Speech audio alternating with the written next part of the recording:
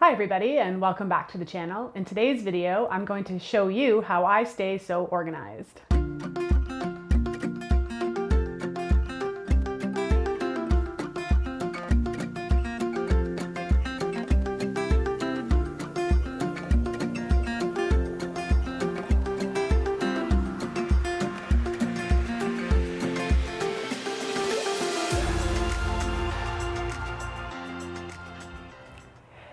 So I have a fairly busy life, and I'm sure many of us do. And my life has a lot of different hats that I wear, including being a herbalist, which involves making products, creating video content, writing, and of course I see clients as well. I also homeschool my son, which is a new venture that we took on this year. I manage the household, plan all the meals, do the cooking, that kind of stuff. And then on top of that, we also have a fairly busy homestead. So staying organized is absolutely key for me to be able to thrive in all of those different roles. And the way that I do that is through the bullet journaling system. Now, I've been using a bullet journal for probably about 5 or 6 years now. And I left that system for a little while, and that was because I fell down the rabbit hole of creating the bullet journal system too complicated. And it's really, really easy to spend more time in your life organizing it than actually living it. And I found that that's sort of what happened. And so I like to caution people when they get into the bullet journal system, because once you pop onto Pinterest, you're going to see that it's really easy to kind of fall down that rabbit hole. So last year I got a regular old day planner, which was nice, but it absolutely didn't suit my needs. There wasn't enough space for me to keep things organized, and just in a cohesive manner that made, that was logical for me. And especially since I took on homeschooling this year, I knew that I was going to go back to the bullet journaling system. So today I'm going to show you how I set up my bullet journal, why I do it the way that I do. And then I'll also include a bunch of links and areas for you to check out if you do decide to venture into this system yourself. So like most bullet journal videos, I'm going to start out with talking about supplies. You don't have to use these. You can use any old notebook, any old pen. It really, really doesn't matter. But I really like using this larger notebook. So this is an A4 size notebook. And originally I had used A5, which are about kind of like this big. And once I branched into homeschooling, I was so very glad that I got the larger bullet journal. And I like using these Sharpie pens. Again, you really don't have to use any of this. This is part of that rabbit hole I was talking about that you can easily fall into, is bullet journal supplies. So now that I have that out of the way, I'm actually going to show you my bullet journal and how I organize it. Now, I want to give due credit to, I believe it's Ryder. His name is Ryder, who created the system of bullet journaling. And I will post a link within this video and below so you can check out his introductory video. One of the pitfalls for me for bullet journaling was getting too caught up in the artistic aspects. So what I did is I really kept it simple, except for my cover page. I had a little fun with my cover page, but that's about as crazy as I got. All bullet journals start with an index of some kind. So this is where you're going to keep track of where things are. So if I need to, for some reason, go back and look at my August monthly spread, I know that it's on page 7. I keep, a little page where I have all of my YouTube video ideas. That's on page 11. You get the idea. So you're probably going to need about 2 pages for your index, at least. And I like to use things like washi tape so I can find these pages easily later on. The next thing you're going to need is a key of some kind. And again, this can be as complicated as you want or as simple. So I have task completed, task migrated, and I'll explain what that is a little later on in the video. An event, I don't really even use the important one, but it's there. I guess nothing's really very important in my life. Birthday, to denote a birthday, and appointments. And I did originally create this color coding thing that lasted all of 3 weeks, and then it became too cumbersome and I never used it again. And that's one of the things I like about the bullet journal system, is you can actually change this as you go along, because you're creating your spreads on a month by month and a week by week basis. So if there's something that isn't working for you, you can completely change it. I also had a really funky font that I wanted to use, so I again used my washi tape just so I could refer back if I forgot how to write some of the letters or numbers. So we're going to go into what is called long-term planning. And I don't usually have the Post-it notes, and any of the Post-it notes you see here are to keep my clients' confidentiality when I have client appointments.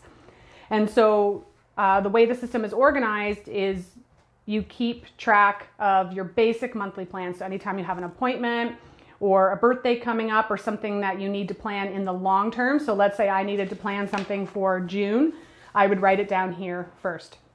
And so I planned from September to August.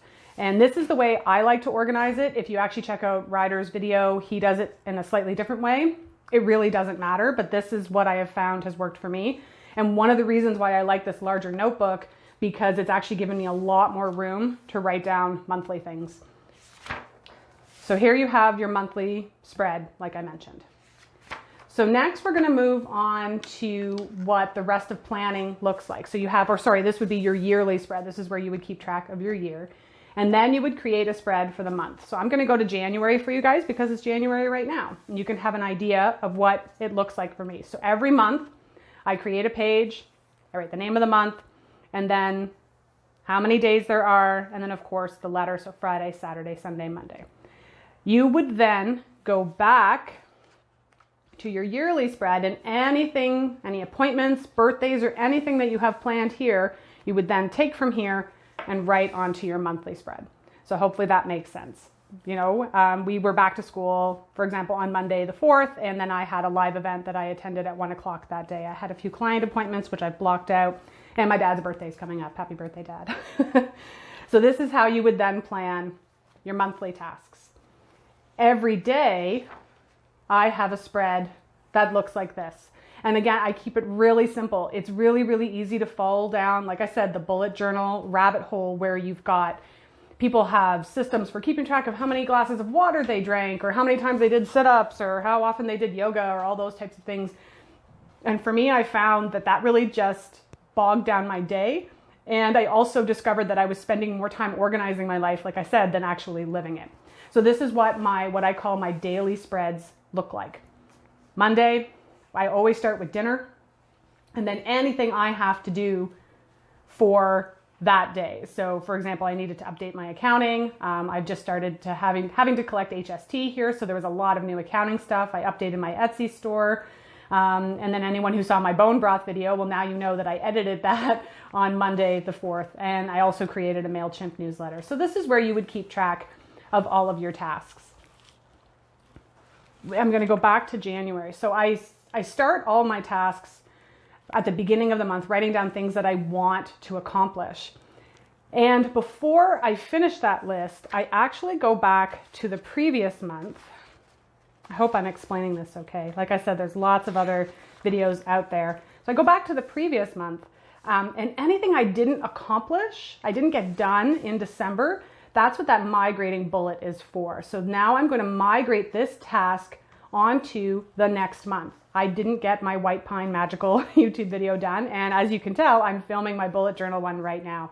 So these got moved to January, right at the top. And then of course I added to it. So at the end of January, if there's anything I don't accomplish from this task list, it will be migrated to February's task list. And then when I'm deciding what I'm going to do throughout the week, there are always going to be things that pop up, right, that aren't on your main task list. But if you're, say light on duties for that particular day, you can go back to your monthly list, take a look at what you have to do, and add them to here. And I'm going to show you guys what my homeschooling spread looks like too. So in the bullet journal, you have your yearly, the way you set up your year, the way you set up your month, and then the way you set up your days. And then there's something else called spreads. And this is where it can get overwhelming. I don't do a lot of what they say spreads anymore in my bullet journal. I used to, in my first bullet journal, I had ones, all the books I wanted to read, the documentaries I wanted to watch. Like I'm telling you, it's a time suck and it can become very overwhelming and easy to, like I said, plan more time organizing your life than actually living it. So here's a great example of a YouTube or a bullet journal spread that I have. These are my YouTube ideas. All the videos I'm hoping to create. I keep track here, and of course it's on page 11. And if I ever need to find it, it's on my index here, page 11, YouTube video ideas. So here's an example of one. Another great example was when I was organizing gifts for Christmas or Yule this year. And I had a little spread that allowed me to keep track of all the gifts that we were going to give our families. Another example are spell jars that I hope to start creating. And I wrote out ideas for all of that. So you can see that there's a way to sort of keep track of your little to-do list so you don't have post-it notes and jot notes floating all over the place. Your bullet journal is a place for all of these things. Now, last but not least, I am going to show you my homeschool, the way I plan homeschool. So every Sunday, I have a spread or a page where I plan out our homeschool for the week. And the reason why I flagged this one and put washi tape is because I tend to be a little bit anal about how I like things to look. And this allowed me to see how large every one of my squares were. So that way every week looks the exact same, as you can see. So I know this one's 18 across and 13 down. And I'm going to post a link to this book. I really, really, really like the dotted matrix notebooks. It makes for line writing and creating boxes and stuff really, really easy, better than lined paper. Again, work within your budget, work with what you like, but I absolutely love these little dots for creating things. So every Sunday, I write out math, language arts, science, nature studies, social studies, and art. And this is where I'm going to show you how you can start to adapt the system so that if things change in your life, you're not stuck with this, journal that you bought or this day planner that's identical for the entire year. What if your needs change halfway through the year? So homeschool is a really great example of this because this was back in September. This was my very first spread. But now I'll show you what homeschool is going to look like next week. Yeah, there it is. I just did this one today. And as you can see, we've added some things. So I was able to adapt and change my spread because we've now added French. I didn't need nearly as much room for social studies. So this allowed me to be able to adapt the spread if we've changed curriculum, changed subjects. I've added a little extra section, but most of it has stayed the same. So this is what I mean by being able to adapt your systems. If I go back far enough, you can see that for a few weeks, my little color coding system lasted. And then I found it too cumbersome. Then here I was again. I don't need to color code things. I know what a homestead task is, and I know what a homeschool task is. So I don't really have to do that.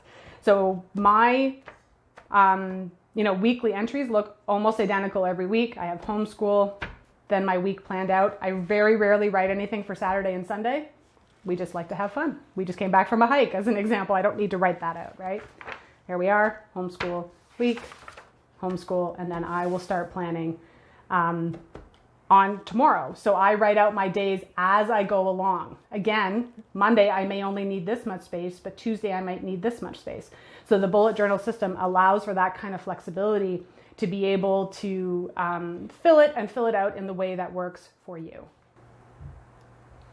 So thank you so very much for taking some time out of your day to watch this video. I hope that showing you my bullet journal and how I keep my life fairly organized will help you to keep your life organized and cohesive as well.